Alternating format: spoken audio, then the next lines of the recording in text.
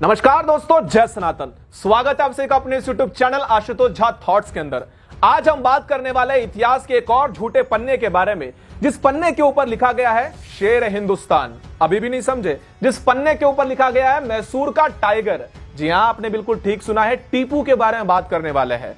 आज उसी टीपू के बारे में बात करने वाले हैं जिसे हमारे देश के चाटुकारिता इतिहासकारों ने सेकुलरिज्म का खुदा बनाकर इसे हमारे इतिहास की किताबों में छपवा दिया। लेकिन असली में टीपू सुल्तान था कैसा? ये कोई खुदा का बंदा था या फिर शैतान था? हिंदुओं पर अत्याचार करने वाला या अंग्रेजों के विरुद्ध लड़कर देशभक्ति का एक नया प्रदर्शन करने वाला महान राजा, जैसा हमारी किताबों में छापा गया है। कर्नाटका के साइड में तो बहुत से लोग टीपू की जयंती भी मनाते हैं, महाराष्ट्र में भी मनाते हैं, इवन पूरे देश के अंदर मनाते हैं। लेकिन ये टीपू, इसका असली चेहरा हमारे किताबों में कभी छापा ही नहीं गया। क्यों? अब क्यों नहीं छापा गया, तो इसका जवाब तो मेरे पास है ही नहीं। तो चलिए बढ़ते हैं इसकी अच्छाई की तरफ और दिखाते हैं कि किस तरह से टीपू सुल्तान अपने उस खुदा की इच्छा को पूरी कर रहा था और हिंदुओं का कत्लेआम कर रहा था। मतांध हैदर अली की मृत्यु के बाद उसका उससे भी बड़ा क्रूर और धर्मांध पुत्र टीपू सुल्तान मैसूर की गद्दी पर बैठा। गद्दी पर बैठते ही टीपू ने मैसूर को मुस्लिम राज्य घोषित कर दिया। मुस्लिम सुल्तान की परंपरा के अनुसार टीपू ने एक आम दरबार में घोषणा की, मैं सभी काफिरों को मुसलमान बनाकर रहूंगा। तुरंत ही उसने सभी हिंदुओं को फरमान भी जारी कर दिया। उसने मैसूर के गांव-गांव के मुस्लिम अधिकारियों के पास लिखित सूचना भिजवा दी, सभी हिंदुओं को इस्लाम में दीक्षा दो। जो स्वेच्छा से मुसलमान न बने उसे बलपूर्वक मुसलमान बनाओ, और जो पुरुष विरोध करे उनका कत्ल करवा दो। उनकी स्त्रियों को पकड़कर उन्हें दासी बनाकर मुसलमानों में बांट दो। धर्मांतरण का यह नंगा नाच टीपू ने इतनी तेजी से चलाया कि पूरे हिंदू समाज में त्राही त्राही मच गई। इस कातिल की फौज से बचने का कोई उपाय न देखकर धर्म रक्षा के विचार से हजारों हिंदू स्त्री पुरुषों ने अपने बच्चों सहित तुंगभद्रा आदि नदियों में कूदकर अपनी जान दे दी। हजारों ने अग्नि में प्रवेश कर अपनी जान दे दी, किंतु धर्म त्यागना उन्हें स्वीकार नहीं था। टीपू सुल्तान को हमारे इतिहास में एक प्रजावत्सल्य राजा के रूप में दर्शाया गया। टीपू ने अपने राज्य में लगभग 5 लाख हिंदुओं को जबरन मुसलमान बनाया, लाखों की संख्या के कत्लेआम करवाई, और यह सारा इतिहास बताता है कि टीपू सुल्तान कितना दानवी हृदय का था। फ्रीडम स्ट्रगल इन केरल में लिखा गया है कि टीपू के शब्दों में, यदि सारी दुनिया भी मुझे मिल जाए तब भी मैं हिंदू मंदिरों को नष्ट करने से कभी नहीं रुकूंगा। दी मैसूर गजेटियर में लिखा है, टीपू ने लगभग 1000 मंदिरों को ध्वस्त किया। 22 मार्च 1727 को टीपू ने अपने सेना नायक अब्दुल कादिर को एक पत्र लिखा कि 12,000 से अधिक हिंदू मुसलमान बना दिए गए हैं। 14 दिसंबर 1790 को अपने सेना नायक को वो पत्र लिखता है, मैं तुम्हारे पास मीर हुसैन के साथ 2 अनुयायी भेज रहा हूं, उनके साथ तुम सभी हिंदुओं को बंदी बना लेना और 20 वर्ष से कम आयु वालों को कारागार में रख लेना और शेष सभी को पेड़ से लटकाकर उनका वध कर देना। अच्छा राजा। टीपू ने अपनी तलवार पर खुदवाया था, मेरे मालिक मेरी सहायता कर, मैं संसार के सभी काफिरों को समाप्त कर दूं। अब काफिर कौन? तुम ही हो।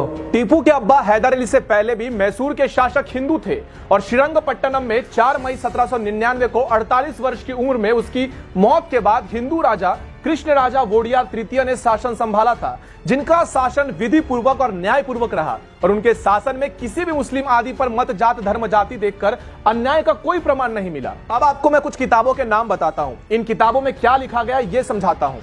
19वीं सदी में ब्रिटिश गवर्नमेंट के अधिकारी और लेखक विलियम लोगान ने अपनी किताब मालाबार मैनुअल में लिखा है कि कैसे टीपू सुल्तान ने अपने 30,000 सैनिकों के दल के साथ कालीकट में तबाही मचाई थी। टीपू सुल्तान हाथी पर सवार था और उसके पीछे उसकी विशाल सेना चल रही थी।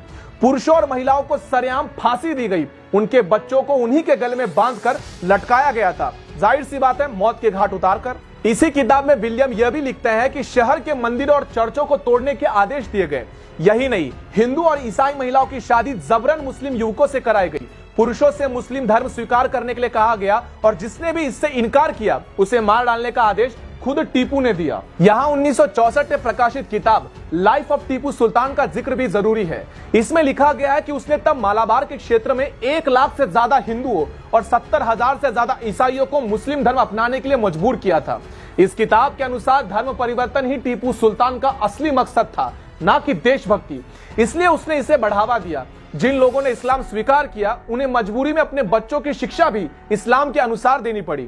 इनमें से कई लोगों को बाद में टीपू सुल्तान की सेना में शामिल किया गया, जिन्हें बाद में अच्छे पोस्ट पर रखा गया था। टीपू सुल्तान के ऐसे पत्रों का भी जिक्र मिलता है जिसमें उसने फ्रेंच शासकों के साथ मिलकर अंग्रेज को भगाने और फिर उनके साथ भारत के बंटवारे की बात की। ऐसा भी जिक्र मिलता है कि उसने तब अफगान शासक जमान शाह को भारत पर चढ़ाई करने का आमंत्रण दिया ताकि यहां इस्लाम को बढ़ावा मिल सके। अब यह वीडियो देखने के बाद बहुत से लोगों में आग सुलगी होगी। मैं जानता हूं आग लग रही होगी, लेकिन जो लोग भी कह रहे थे शेर हिंदुस्तान, मैसूर का टाइगर, वो शायद भूल रहे हमारे इतिहास के अंदर कोडवाओं ने इसे एक बार नहीं, 2 बार नहीं, 3 बार नहीं, 30 बार पराजित किया है। फिर भी अगर आप लोग इसे महान बताना चाहते हो तो बेशक बता दो, अपने बच्चों तक गलत इतिहास जरूर पहुंचा दो, लेकिन एक बार इस वीडियो के अंदर जितने भी किताब का मैंने वर्णन किया है, जिन तारीखों की बात की है, उन तारीखों में वो घटनाक्रम हुए या नहीं, क्या टीपू सुल्तान ने हिंदुओं का धर्मांतरण कराया या नहीं, इस बात को जरूर फैक्ट चेक कर लेना। और जो हिंदू कहते हैं कि मैं किसी धर्म को नहीं मानती, और खास करके कोई अन्य मजहबी तो ये कहता ही नहीं है, हमारे हिंदुओं को कहने की आदत है, तो जो लोग कहते हैं कि मैं किसी धर्म को नहीं मानती, वो कृपया करके मानवता इस धर्म के नाते ही इस बात को एक बार देख ले कि आखिरकार टीपू सुल्तान के तलवार के ऊपर जिक्र क्या था, वहां पर लिखा क्या था। अगर मेरी कहीं एक भी बात गलत हो जाती है तो मैं इस वीडियो को यहीं पर डिलीट कर दूंगा। लेकिन साथियों, अपनी आंखों के ऊपर से इस गलत इतिहास का जो बुर्का आप लोगों ने पहन रखा है उसे अभी हटा दो।